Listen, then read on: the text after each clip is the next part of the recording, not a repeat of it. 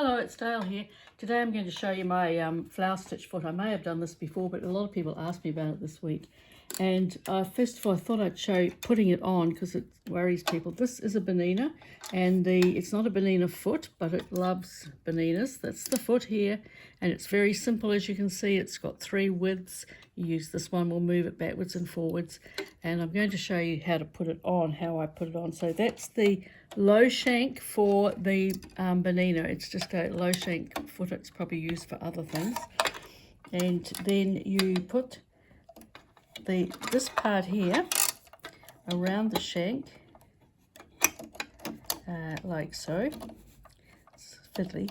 And then just turn it in. You might like use a screwdriver, but I'm not. And the little lever just goes over here, over the top. If you can just see that there. And that's basically what you need to do. If your machine's got a big fat walking foot that won't come off, you could find it difficult to use. And then it's all on, and it has, just making sure it's really tight. And we'll put a piece of fabric underneath just to show a starter one. But if you look up here, you'll see I've got various stitches, and it will work on any stitch on your machine, whether it's just a straight round stitch or a little zigzag. And I'll go to a slightly fancier one, or I'll sit on this one, I think, which is just your ordinary zigzag. And you just need to make sure your lever's down, and around it goes. Well, this is just a straight little zigzag, nothing consequential. And I normally go around a couple of times.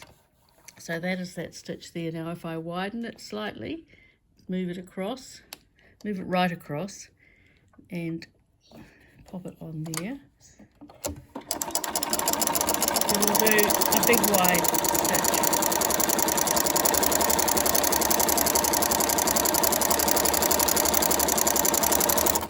And normally I go around twice. I can see it's got a little bit hooked up.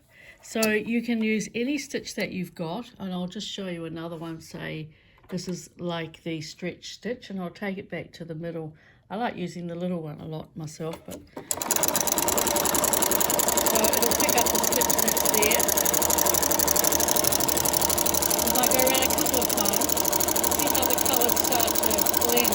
As you can see, I'm using a variegated thread, which is what I normally use. Everybody knows I like to use variegated threads. And there it is there. Now, this is a piece of handmade felt.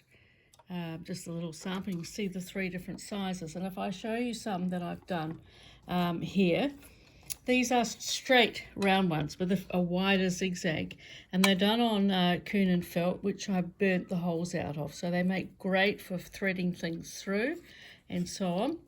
And here I've put heaps and heaps on top of Kunin felt with bits of scraps inside, if you can see that. And then when it was all finished, I just used a heat gun. You can see at the top here how the Kunin felt is, because it's plasticky, how it's got that bendy edge, and it'll hold its own.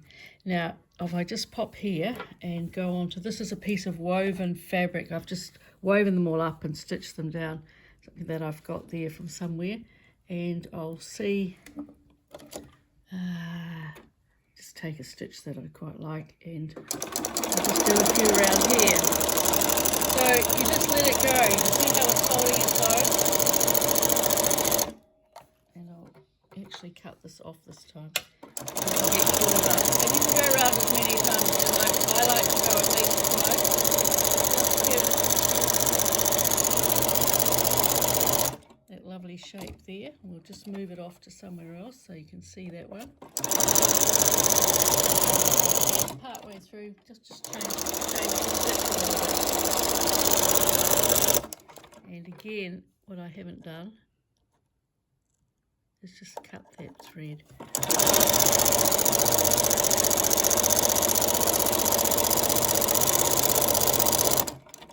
That's not a bad one at all. I'll do.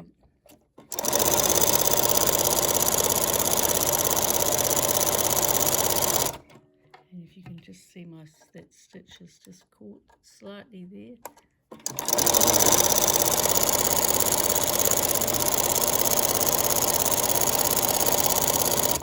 And you can power it over.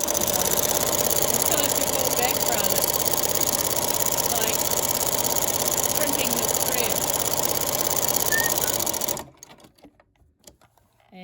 that's those ones there. And they blended in, so I've used the colour that sort of blends, but I'll just show you a couple of others that I've done. For instance, on a piece of felt which has been woven and put on, I've stitched on here. Now often with this sort of surface it moves a little bit, but it's been done on the embellisher, but it just gives a lot of texture and interest here and there. And here I've used Kiernan felt, and I burnt it out later. I've done 3 layers. This is one of my little Kimberley pieces, and here you can see lots of threads that I've put in and bits of other stuff. And then on the top I've done lots of different ones, so the 3 different sizes, and then hand stitched them together, so they're quite effective, a little piece. It's been around for a long time, so it's starting to fall to pieces. But I also use a lot of little pieces that I might then stitch into other backgrounds, so they're sort of hidden in there. Now in my book that I wrote, I've got this sample here is one that I often show, but I just can't quite put my hands on it today. But I've cut out lots, so I've layered them on top of each other. So if you use Kiernan felt, you can burn it out. If you use ordinary felt, you just need to use scissors. So I hope that's been a little bit useful for the people who ask me about it all the time. See you again next time.